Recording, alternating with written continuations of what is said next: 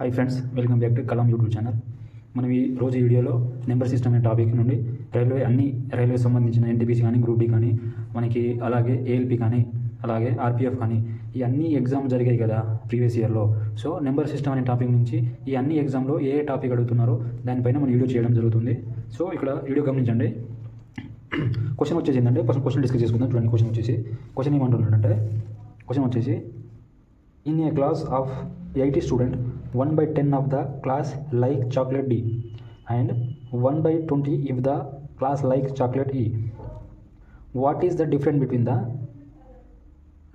the number of student who like chocolate D and number of student who like chocolate E? అంటే ఒక క్లాస్లో 80 మంది student ఉన్నారు. ఆ 80 మంది స్టూడెంట్లో 1/10 వంతు డి అనే చాక్లెట్ని ఇష్టపడతారట. అలాగే 1/20 మంది వచ్చేసి చాక్లెట్ ఈకి ఇష్టపడతారు. అయినా డి మరియు ఈ మధ్య ఈకు మరియు డి మధ్య ఎంతమంది లైక్ చేస్తారు, ఇష్టపడతారని క్వశ్చన్ అడుగుతున్నారు. ఓకే, కింద ఆప్షన్ కూడా ఇవ్వడం జరిగింది. సో మనం సొల్యూషన్ ఏ విధంగా చేయాలో చూద్దాం. ఇక్కడ చూడండి, సొల్యూషన్ వచ్చేసి టోటల్ ఎంతమంది అండి, టోటల్ మనకు క్లాస్లో ఉన్న టోటల్ మంది 80 కదా. టోటల్ మెంబర్స్ వచ్చి క్లాస్లో 80 అన్నప్పుడు ఈ 80లో మనకు డి చాక్లెట్ కాకుండా ఫస్ట్ ఏమంటున్నాడు, డి చాక్లెట్ కదా. డి చాక్లెట్ ఇష్టపడే వాళ్ళు ఎంతమంది, 10 కదా.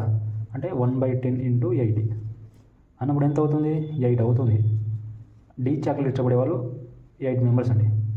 Okay, 8 members.